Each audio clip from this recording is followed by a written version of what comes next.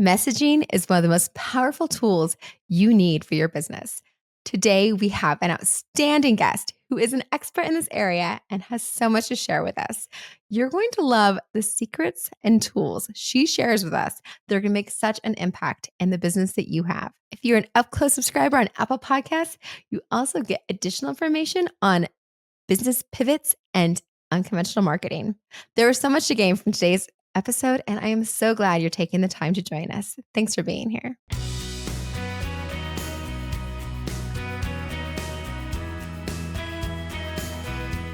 I am so excited to introduce you to Wendy White.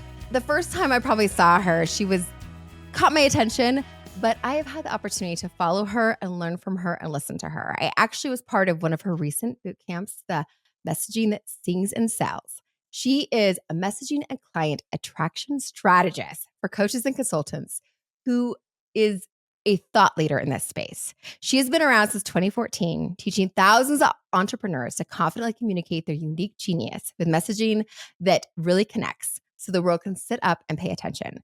So we get to learn from her today. And the exciting thing is she has another opportunity for you to connect with her. Do you call it a boot camp? Is that what you actually call it? I used to when I started off doing these about 4 years ago, I called them challenges. And then lately I started calling it a workshop, which then everyone calls it a challenge anyway. Boot camp, we're not sweating. We're not sweating. There's no boots involved. We're not breaking a sweat. Yes, I know. As soon as I was saying that, I was like, boot camp just doesn't sound right. That's just not right. So I like it. So it's a workshop, but it's more than once that you get to hang out with you. So it feels like it's almost a series. So absolutely. Well, the one I'm doing now is a 4-day one. So yeah.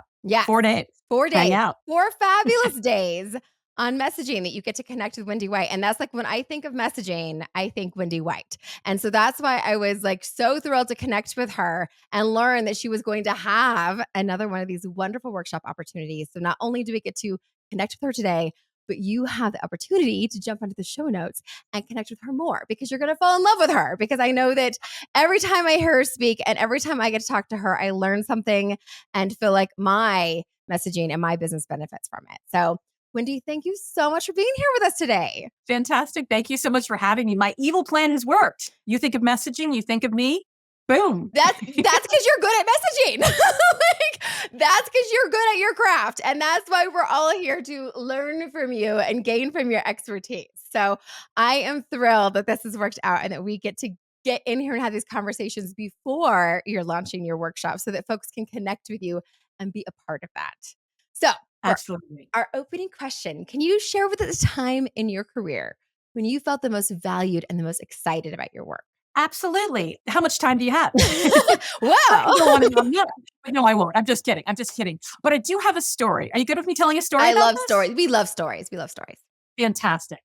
So I will tell a story. So most people know me for helping entrepreneurs to confidently communicate their unique genius to the world. But what you may not know about me is that for a really long time, I really struggled to embrace what was unique about me. Ooh. I was torn. Yeah, I was really torn between following that ordinary traditional career path to achievement like everybody else around me and my own longing, which was to carve out a different path and go live abroad, to be perfectly honest. Ooh. And by the time I finished college, sadly, following the pack, what everyone else was doing, was definitely winning out. So instead of moving to Spain when I graduated from college, which is what I really, really wanted to do, I went to law school. And then I went to international sales and business development in New York City. And I squashed down everything that was unique about me. I squashed down my gifts, I squashed down my goals, and I tried to be just like everybody else. And I tried to want what they wanted. And I thought that that would make me happy and successful. And I thought it would make me feel fulfilled. And I was wrong because it made me feel lost and confused and really frustrated.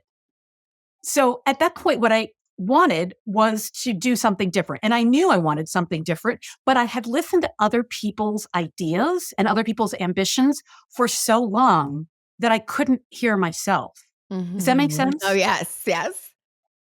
So Thanksgiving weekend came up and I went to Ecuador to visit my mother. Mm-hmm. She had moved there. Yeah, she had moved there 4 years before. She founded an elementary school English program in this tiny indigenous village. Aww. And Yeah, as soon as I got there, everything about it spoke to me. Everything about Ecuador, the people and the language and the music and how they lived every single day, it absolutely called to me.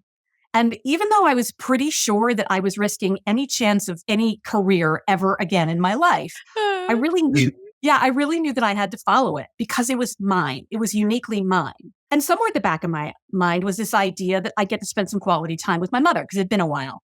So I made the decision. I left everything in New York, moved to Ecuador in March. Glorious.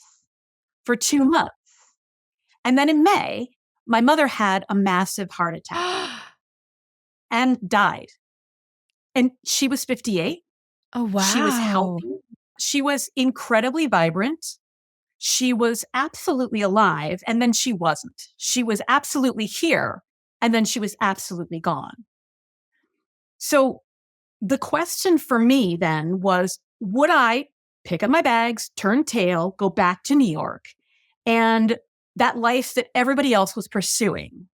Or would I stay?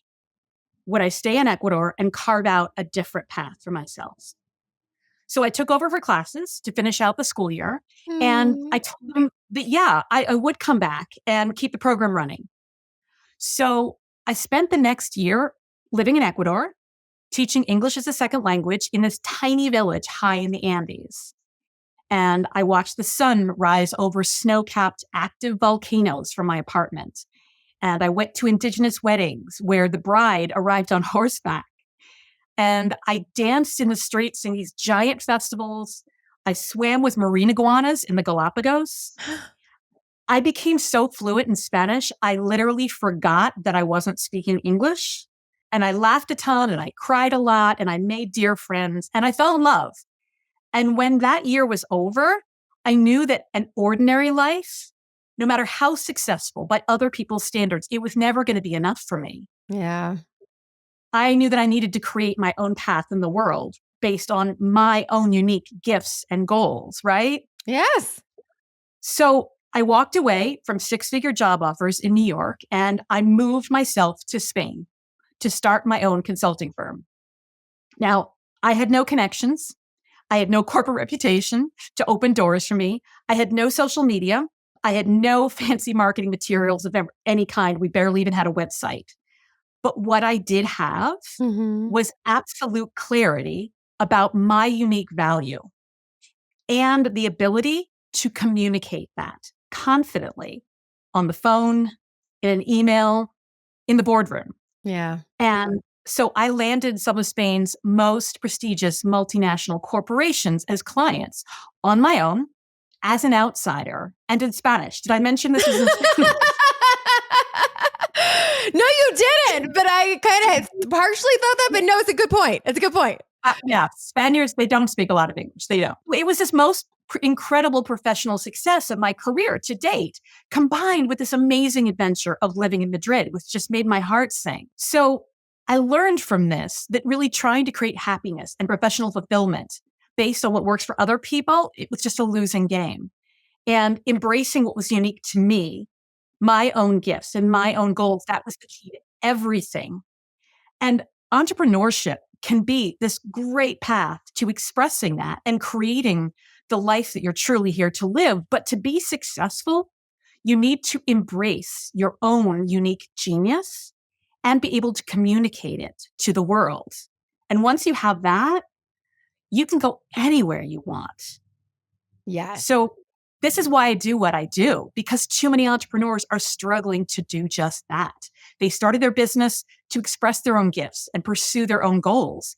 And they get caught up in other people's ideas and ambitions, just like I did. Yes. And they end up following that one size fits all advice. And so instead of standing out in the market, they're just blending in with everybody else. And so they're not getting the traction that they need to sustain their dreams, whether those are moving to Madrid or wherever. So that's why I do what I do. I teach them to confidently communicate, to claim and then communicate that unique genius so they can impact a greater audience and call in their truly ideal clients quickly and simply. And most of all, so they can create that exceptional life for themselves and make that impact on the world that they truly want to.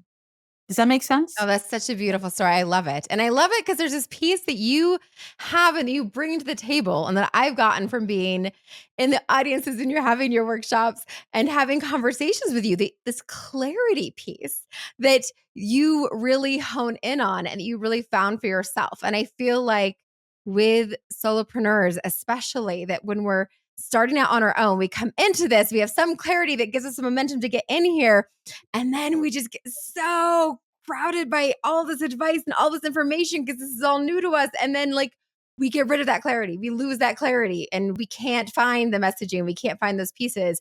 And that through working with you and conversations with you, I feel like that's what comes back out. And through finding the messaging, we find that clarity too. So I feel like that's one of your gifts as well, is that clarity piece. Thank you. And I would love that you mentioned that because that clarity is so important. I mean, it's one of the things I say all the time. We've got to nail the concept before we nail the copy. And when people think about messaging, they tend to think, oh, it's clever copy. I love clever copy, but that's not enough. Or it's clever social media content. And it's like the thing that makes those work is first that clarity you're talking about, knowing what do I want to say and who do I want to say it to?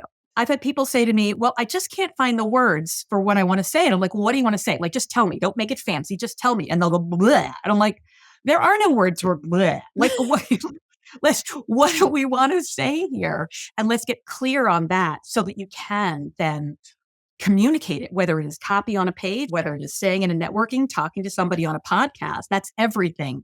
And the clarity gives you the confidence to go, yes, I do know what I'm saying. I love that clarity gives you the confidence. I love it. I love it. That's beautiful. We're going to get so much from you today. I love it. I love it. It's good stuff.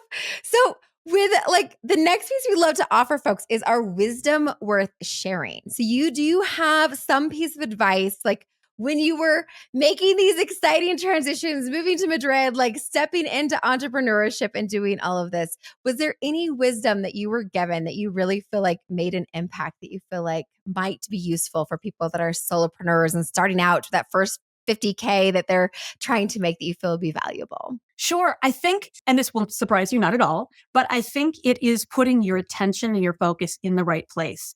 And the reality is that I'm going to say messaging. Yes! Shocking nobody. Nobody. And here is why. And here is why. We all know that the last 18 months have been really tough for entrepreneurs, right? Everyone's felt it, big, small, starting out 15 years in. The algorithms keep changing, so much more competition. Strategies that worked last year are not working. Things that worked 6 months ago aren't working. The market is more cautious than ever. Everyone's taking longer to buy. And everyone wants to be so sure that they can trust you, right? The trust is an all-time low. They want to make sure you're a good investment. And so being able to communicate that your unique value confidently, clearly, compellingly is so, so key. Now, everyone's dashing around right now trying to find the one true marketing strategy that's working. And so they're networking and they're podcasting and they're emailing and speaking and running around to all the platforms. But while they're doing that, they're squandering income and opportunities and prospects because what they're saying in all of those places and who they're saying it to is simply not clear. And so they're confusing people. They're being really unclear and they're coming off just like everybody else. And I think what people are realizing now is that the how of the client getting keeps changing.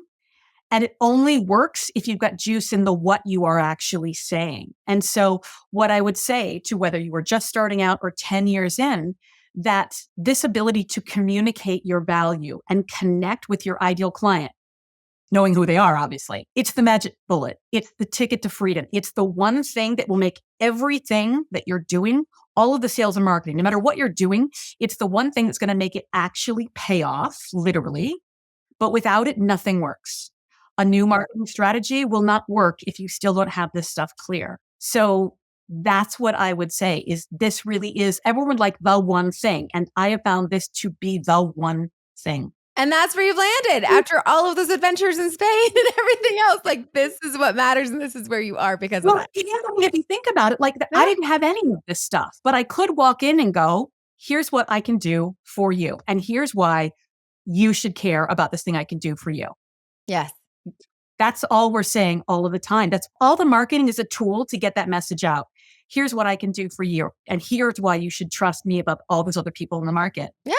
And you being clear on that. That's like, I feel like That clarity creates trust so much more than folks realize. That you knowing what you do and that confidence, like you said, clarity creates confidence. That like you having that confidence creates the trust, and that the people are looking for trust so much right now. And so having that little chain is such a large impact. And so really spending the time on getting that messaging because you have that clarity is like what really makes the difference. I love it. It feels spectacular too. You know, I mean, I know a lot of people right now in the market are really, really frustrated, right? They're really frustrated with what they feel like they have to do. And I don't escape this either. You know, we're all in the same place. But what I found is when you get this right, it allows you freedom. A lot of us got into this business for freedom. I mean, I'm talking there, you know, when I talk about how I got into this, it was the freedom to not do what everyone else was doing in New York. It was the freedom to actually pick up and move to another country and live in another language.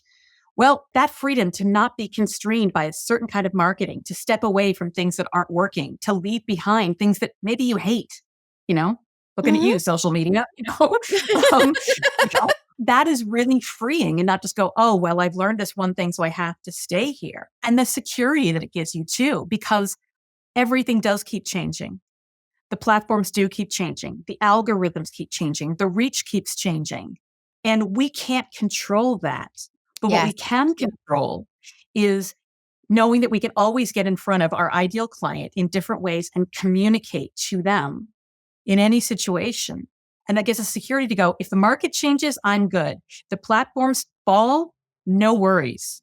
Because I know I can still I can go to the farmer's market down the street and talk to people there. You know, I mean, if the internet doesn't work tomorrow, you know? Yep.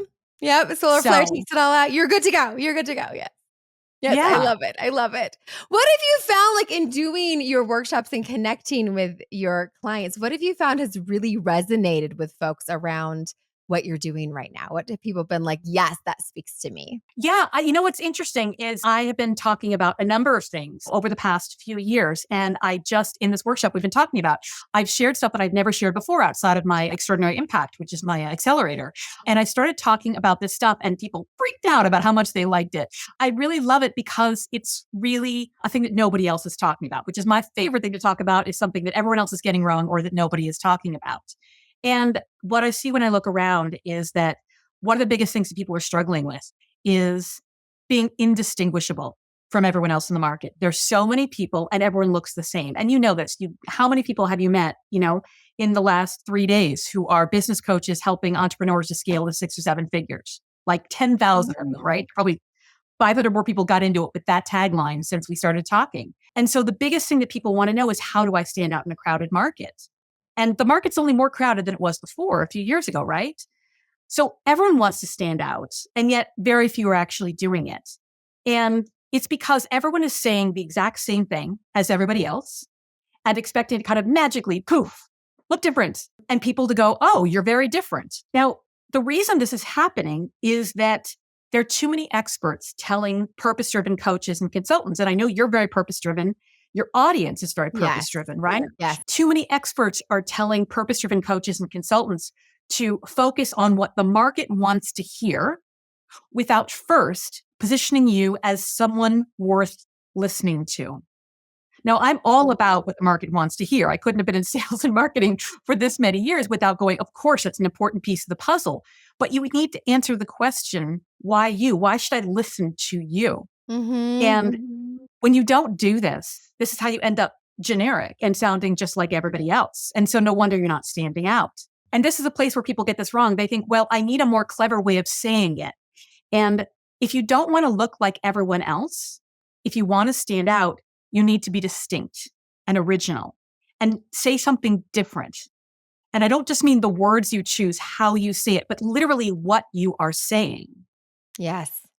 What you need to do if you want to stand out is to stand for something, right? To really stand for something. I mean, this whole podcast, your whole brand stand for something very clear, very distinct. I mean, and it's everywhere, you know, about how discovering the percentage of women who are raising their voices on podcasts and how incredibly low that is. And your mission to amplify that, Yes. right? That's why you stand out in a sea of people saying, oh, I can help you with your podcast and I do this. You have a very distinct mission and purpose. that is why people are like, oh, yes, I want to go be in her world. I want to be in her network. I want to be around her. I believe that, because you stand for something. I mean, I'm telling you this, but you believe this, right? Yes, I do. And this is the thing. Everyone wants to be a thought leader, but no one's teaching people how to actually show up as one. And this is how, by doing what you're doing, by actually standing for something as a business and as a brand. So that it becomes a rallying cry, that 37 by 27, that it becomes a rallying cry, like, let's go. We got a mission. We're going. And gets people emotionally involved and gets them to emotionally and then literally invest in you when there's, other people out there doing work, that's in your space.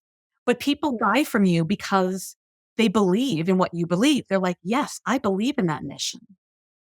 And for most people, this mission, this purpose, this what they stand for is not front and center in their business. And in a world where everyone has a platform, people are not going to get noticed unless you have something worth noticing like that. So I think this is the most important part of your thought leadership. And it's the one that everyone is skipping over, which is why people aren't standing out. Yes, because it sounds the same as everyone else. We all want to help people. And why is it different the way you position yourself in trying to help people? Absolutely. Absolutely. So that's my take on it. You stand out by standing for something specific. And then the question obviously is, well, how do you figure out what do you stand for? Great.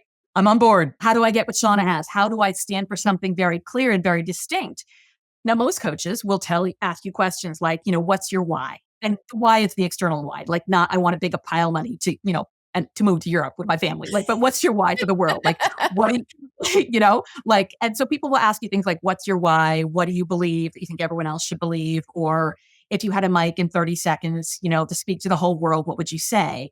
And that's a really good start, but it can still end up pretty generic and vague. So I have a trick. Do you want to know my trick for doing that? We want the tricks. Tell us the trick. So my trick for standing out is to get yourself some enemies. Because the best way to be incredibly clear about what you stand for is to stand against something. For whatever reason, it's easier and much more powerful to figure out that negative first, and then you can figure out the positive from there. So the rest of your market is saying things like live the life you love and live your dream. And these phrases are so overused and general that nobody really knows what they mean. But when you get enemies, it allows you to get really, really specific and speak right to your ideal client, which is why none of my clients look or sound the same, even though they may be in similar spaces. So here would be my recommendation to, your listeners to get themselves enemies. It's pretty simple. Ask yourself, when you think of your industry and your work, what are you against? What drives you crazy? What is being handled wrongly? What can you not stand to see? Now, I am not telling you to start going around trash talking specific competitors. This does not have to be about, specific competitors in your market. It can be about circumstances, gremlins in your clients' heads. It could be about common practices or plain old bad advice from the gurus. Once you've got that sorted, then ask in contrast, what are you for? And then the more specific you can be about this, the more precise, the more you're going to stand out from your competitors. Does that make sense? Yes. And yet I struggle with exactly how to do that. So for me, I have a podcast network. I want, as you said, 37. I want the number, the fact that only 27% of podcasts are hosted by women makes me crazy. I feel like there's voices that are silenced, et cetera, right? And yet the gurus just telling people you had to have a podcast, go create a podcast, go do a podcast makes me want to scream. Because if you are under 50K a year, if you aren't up to a certain point, you should not be spending your time because it takes you 8 hours a week to make a podcast.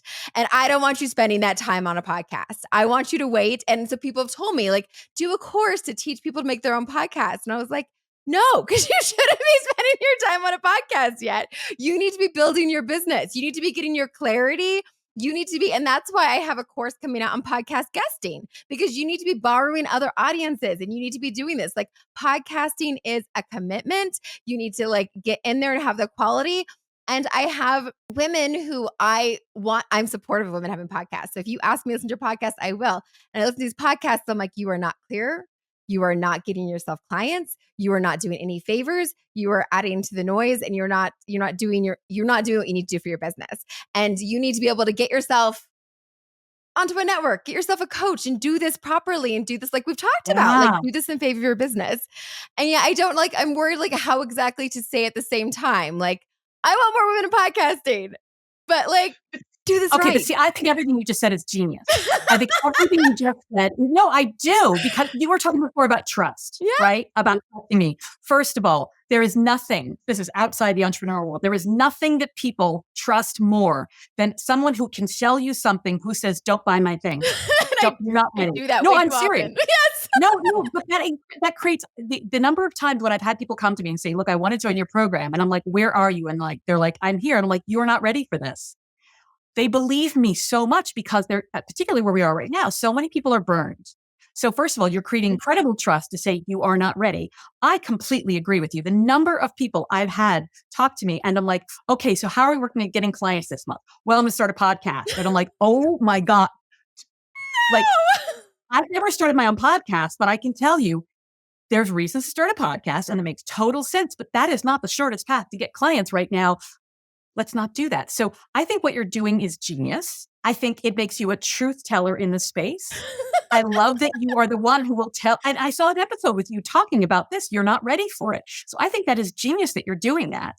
And your ideal clients are the people who, I mean, it sounds like are the ones who are ready for that, who are over 50K, who do have the money to put in, who don't view it as a short-term thing, but as a long game and as building trust in the market and everything else. Yes. To me, that indicates that you are clear on what you do, who you help, and very clear that these people are not your ideal clients, and that's fine. And your advice is, I mean, what I've been calling OPP, other people's platforms. Go get yourself on somebody else's podcast. You know? Yes. But I think that's genius what you're doing, as opposed to being like, hi, everyone should start a podcast, which is wrong, right? It is. And it gets women that do that are the ones that have like 3 episodes and get burnt out and hate podcasting and will never have the podcast they are meant for because they do it wrong. They do it fast. They do it hard and they get completely burnt out because they don't get the right supports. They don't give it the right attention. They don't do it the way that it's meant to be done. And I want to scream because I feel like you're adding to the reason there's not more women in podcasting. Exactly. So you have got these big enemies. Yes. You have got a number of enemies here. And these enemies at all kinds of level. Your point of view in the market is that there should be more women, having podcasts, but that you don't want to crush women's businesses before they even get to that point. Yes. So I love that. I love the idea of you really amplifying that in all of the ways, and talking about it all the time. Here's what people get wrong about podcasts. Yes. And you could be so provocative and get people's attention, whether it's a blog post, social media post, a video, whatever. No, you really shouldn't start a podcast. No, seriously. You're coming on behalf of a podcast network and you help people do podcasts. I see a social media post or an email or whatever, and the top line is, no, you shouldn't start a podcast. I'm like, well, what? I want to read more, right? Yeah. Don't you think? Yes. I know it's hard though, because you worry that you're like, saying like, I want more women's voices, but not yet. Like, you need to, yes. Yeah. But to me, I guess I don't see it that way as you just described it, because you want those women who are not yet ready for a podcast. You're not saying, shut up, sit down, be quiet. Your voice isn't valuable. You're saying, I don't want you to drive yourself out of business. Yes. Before you're ready, because you're taking care of them. You're not saying all those other things. Yes. And in fact, if you have a course coming out, which is telling them, here's how you go take advantage of other people's platforms, where you can just do this small amount of work compared to this giant amount of work. Yes. And helping them along. And learn how to talk on podcasts, and learn how to share your story, and learn how to clarify and get comfortable and borrow audiences and build your list and get to the place so that you are ready to build your business and are ready to have your so you can create momentum. Yes. This is one of the things that's so important. People are like, oh, I mean, I had someone say this the other day, I really need clients right now, so I'm going to go write a book. And I'm like, first of all, I like reading. Yes. I like books. Yes. I'm not against you having a book. But this idea that that's a fast path to cash, like, I don't know who sold this dream, but it's not true. Here's an idea. Why don't you go take that thing you want to talk about and get it out in the simplest, quickest way wherever you can, on a podcast, in a social media post, in an email, in a networking group, at your local farmer's market, Let's try that. Not the 18 months building something in the Batcave, and then eventually in 2029, we'll get a client. Yes, I mean, we have like these beautiful, I feel like purpose-driven solopreneurs are also creative and passionate. And I feel like their creative, passionate abilities are taken advantage of by people who are doing these like quick fix sales and make it sound like this is gonna happen, like A equals B. And it's like, no, A does not equal B. You have There's all of these gorgeous enemies right here. No, yes. you do. So what is the disconnect for you? Are you not sure what to do with that information because you have them, or you're afraid of like being against something? Oh, I think that's part of it, like being like negative all the time and doing that type of stuff. Cause I like want to be supportive and doing all that stuff. But yeah, I think it's like the Yeah. nuances of how you come across. I think as women too, like how we come across of trying to be like how I can be supportive because I'm trying to be supportive without coming across all the time and being like "Rah, rah, rah," all the time. Well, I think it's so yes, I hear what you're saying. And people do say that they're like, well, enemies, but I don't want to be negative. I don't want to stand against things. But here's the thing. This is not about just being against things. It's about being for things. It's just that the contrast makes it easier to see what you are for. Yes. And so that's why we talk about what you're against. Now, this is not me saying, hey, I think what you should do is go out there and start telling people, don't start a podcast, don't start a podcast. You're not ready. You're not ready. It's like, no, that's the beginning. Like, here's why. And here's what you should do instead to get you on the path. You're giving them a solution, the correct solution. You are helping them not waste years, money, energy, maybe destroying their business, maybe destroying all of that enthusiasm for sharing their voice. I mean, you said they give up. Yes. So you are not squashing people with this. You are going, don't do that yet. Here's a better path. Yes. It helps that I now have this course that I'm doing because I've been struggling for so long with people telling me like, just do a course on how to start a podcast. I'm like, that's not what people need. That's just I love your that you did idea. that, though. Your I idea love for me to get fast cash because people will pay for it and then not do it and get burnt out trying. And that's not a solution. That doesn't get 37 by 27. Again, you're a truth teller in the space and going, no, you shouldn't do this yet. Yeah, I can give you a cheap way to do it. That's Yes. the point is you shouldn't be doing it all right now. Yes. I think that's brilliant that you're doing that. And it's one of the things I see online a lot. Everyone's asking how. How do I? How do I? How do I? And the question people don't ask often enough is why am I doing this? And that to me is what you're answering right there. How do I start a podcast? Okay, great. Why are you starting a podcast right now? Why? Why? Well, because I want to get in front of more people. Fantastic. All those other people, they have audiences. They have airtime. They need people like you. That would be faster and better. Yes. I think it's brilliant. And again, I wouldn't worry about being negative because you're not being negative. You're saying, this is the wrong advice. Here is the right advice. Yes. Does that make sense? Yes, it does make sense. It does make sense. I just need to get more bold about about saying it all instead of yes, because like Well, and again, I mean, I've seen so many people do exactly what you're talking about. I've seen so many women who and they start and they restart their podcast and they take their podcast in a different direction. And I'm like, this is not the right move for you right now. And they're like, well, but people have podcasts. And I'm like, and they need you as someone with deep experience. I mean, and I don't have a podcast. And like, what do I know? I just see, the roadkill.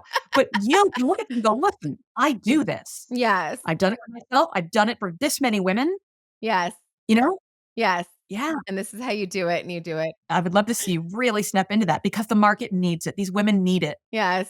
To actually hear the counter argument for those pieces. And they are going to fall in love with you when you say it. And that's the beautiful thing about this because you will be saying something that aligns with what they already secretly believe. The ones who have started to poke into podcasts and realize it's not as simple as getting a mic and I'm just going to start talking about things. They start looking at the software and the things and the hiring people and all the ones, as well as the ones who've been burned. When you say, it's not your fault. You got sold this thing. You don't have to do this. There's a quicker and easier way. It's this. They're going to go, oh my God, thank God. You are my coach. You are the person I want to follow. Yes. It's you have like, it's meant for you, but it's not your time yet. And it's okay to do these other things until it is your time and build these things and wait for the timing because then you're going to be in it and stay in it. And then you're with these voices is actually impacting and in it for the long haul. So it's understandable because it's worth it. It's amazing. I love podcasting. Everyone in my network loves what they do, but like that's because they have the support and they have the stuff around them to make it amazing. And I see so many other women that get so burnt on it and stuff too. And I do want to empower people that do, because there are people do it on their own and they can and they feel great about it because different people, different types too. And I guess that's part of it too, is I don't want to make people that have been successful on their own feel like I'm diminishing what they've been able to accomplish either. So that's that hard balance. Absolutely. But that's not what you're saying. You're not going around and going, you should quit your podcast. You should quit your podcast. You should quit your podcast. You're saying this is when a podcast is fantastic. Before that point, it is really not the right choice for all of these reasons. Yes. If you're trying to build like your every business other and distracting yourself, don't distract yourself with a podcast. Build your business. Yeah. Yeah. Yeah. And if you want to raise your voice, why not raise your voice on a platform where someone's already got an audience rather than going, oh, I'm going to build all the things. And then, okay, where's my audience? Oh, I got to go do that. Like this is more complicated. So Yes. Yes. I love that. Yes. I love that. I should think lean all the way into that. Lean into that. Lean into that. So what do you feel like, so with your business and your stuff, what do you feel like are the things you've identified that you can speak against? Oh, so many things. I mean, there's so many things at so many different levels. I mean, obviously, the one overarching thing from back in 2014 was that everyone was running around and going, let's learn this marketing strategy, this marketing strategy, this marketing strategy. And then it was very clear that they really didn't know who they were trying to reach or what they wanted to say to them. And so that's why I got so obsessed with this work. And it just becomes more and more true. And it doesn't matter, how many years into business that most people in the market do have a messaging problem at some level. Mm-hmm. And so that idea that just another marketing strategy is going to fix things for you is a big enemy of mine. And I'm not saying you don't need a marketing strategy. Clearly you need some kind of marketing strategy, but that is going to solve things for you. And that seems to have been the dominant thing in the marketplace in the 10 years I've been in it because people are selling marketing strategies. So Yes. Of course they're going to say, but there's so many things. One of the big things that's bothered me again for about 10 years is people losing touch with themselves and their gifts and their genius and what they came here to do. It affects me as well. That loss of trust in yourself that I had, when I was in New York. And it comes up all the time. And we have this tendency to go, well, I don't know, other people will tell me. That really, really, really, really bothers me. And I tell my clients often, one of the biggest things I can do is to allow them to trust themselves again. It happens so many times. I'll be on a group call. I had someone say, I just really want to say this thing. I want to say this thing. And there's like 5 or 6 of us, 10 of us listening. And they'll say, I really just want to say this thing. And I want to do this. But the thing is, I just don't have the words. And I'll be like, did everyone just hear them say it? And they're like, yeah. And we're like, what did I say? And I'm like, that's why we're recording this call. But I'm like, you do know, you just think that somehow Wendy's got a bucket of your magic words. But you do have the words. It's just you're used to thinking that you don't. And I love that ability to go, oh, I can say what I want to say. And I do have the words and trust myself as opposed to assuming that other people know more than me. Yes, we don't listen to ourselves. We're so busy listening to everyone else that we don't stop and listen to ourselves. We say things and don't actually hear what we just said. So, yeah, and it's one of those fun moments to be a coach when they'll be like, I don't even know how to say that, and I'm like, I think you do. Yeah, just did. You also heard it. You just did. Yeah, but I love that too because there's something so lovely about watching people go, oh my God, I'm a genius. I can do this. That excitement when people go, I can do this. Yes. Because I'm not in this business to go, hi, be a mini Wendy, use Wendy's words, Yes. I love that. I absolutely love that. That's so valuable. And I'm glad that there's more people doing that because I think people need more of that. I think that going into business for ourselves does feel different. It feels like we're starting over again. It's like we're back at the beginning. And we lose that trust in ourselves. But like we've already gained so much to get us this far that we have more tools and more ability than we realize.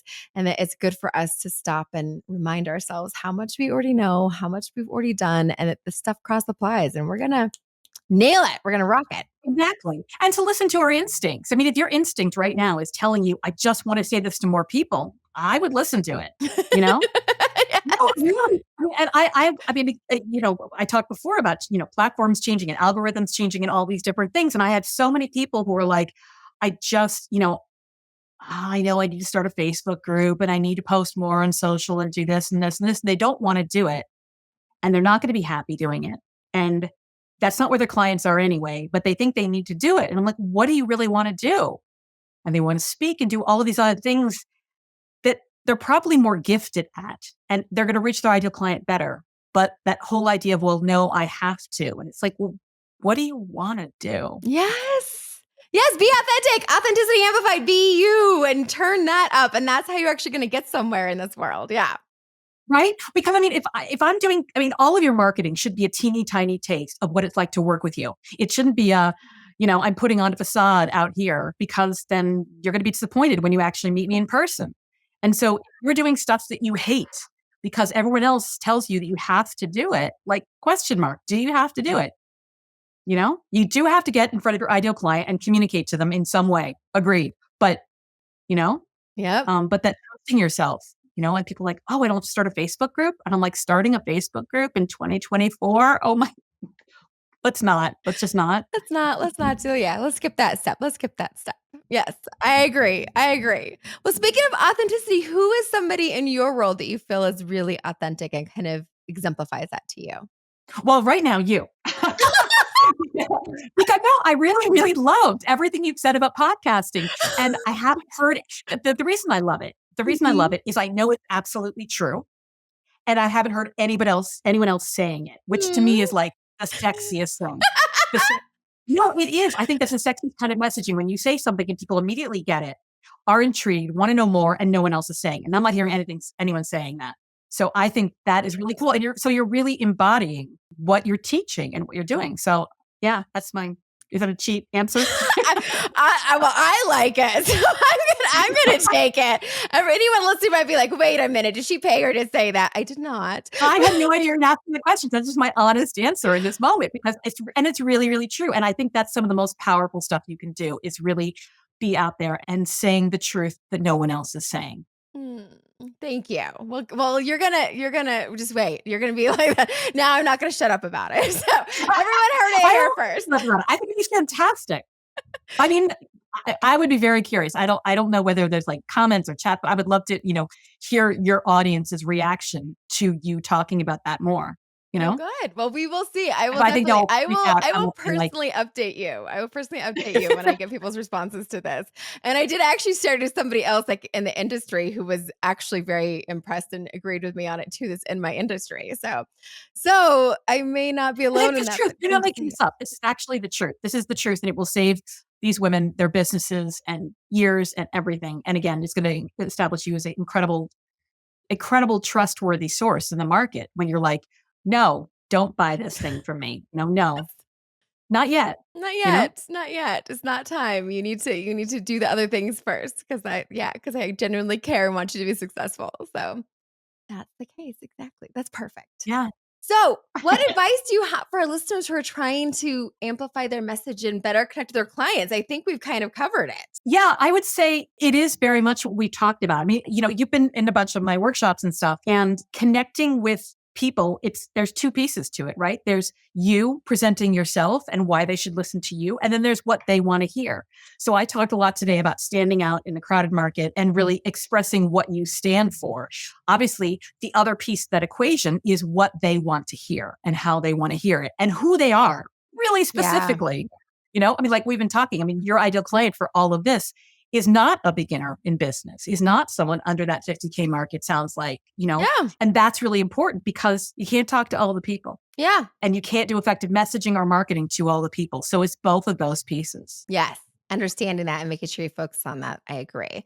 And we're going to talk more in the Up Close. For those of you that are subscribed on Apple Podcasts to Up Close, we're going to talk more about unconventional marketing tactics and business pivots. So you guys can get a little bit more on that. But to wrap this up, what is the best way for folks to reach you? And let's tell them a little bit more about this workshop that you have coming up. Absolutely. So the best way for people to reach me is at my website, which will, I guess, be the show notes. So yeah. So if you like this stuff, if you like what we talked about and you want to keep the momentum going, because I'm all about momentum, Messaging That Sings and Sells is a free live 4-day workshop coming up on November 18th through the 21st. And you will learn my proven process for unique, confident, client-winning messaging. I'm going to walk you through the exact process that I've used with my clients for 10 years that's gotten them ridiculous results. We were talking about this before, like what are ridiculous results? Ridiculous results are someone walks out of my workshop and then goes to a networking group and introduces herself and books a TV interview and a spread in a local magazine and a workshop and then a keynote address. I mean, that's pretty ridiculous results for a networking, we were talking before about my client who introduced herself in an elevator and booked a TED Talk. Like, it's not normal. Yes. These are the kind of ridiculous results when you really get your messaging nailed that you can get. I say they're ridiculous, but I wouldn't say them if they didn't happen because they shocked me when they happened, but very excited about that. So that's happening in a couple of weeks. And I'm really excited about that. Yes. And it's free, which is amazing. So you get to have this additional time with Wendy, which is great. And you get so much out of it. So I definitely highly recommend you check that out. And we'll have the link to that in the show notes. But go ahead and tell us your website too, so that we make sure that people, because hearing it and seeing it is always good. Sure. WendyWhite.com. Nice and easy, spelled just like you see it. Tragically, I'm not the only Wendy White. I'm not even the most famous Wendy White, but I have the URL. You got the URL. So that's actually more impressive when you manage to do that. So that is amazing. That's very impressive. I love that. So that's impressive. So yes. So 80% of small businesses are solopreneurs, but that does not mean you have to do it alone. So thank you for being here this week. And I hope you come back next week to share with all of us. Thank you, Wendy, for everything you provided for us. It has been a delight. Absolutely. Thank you so much for having me.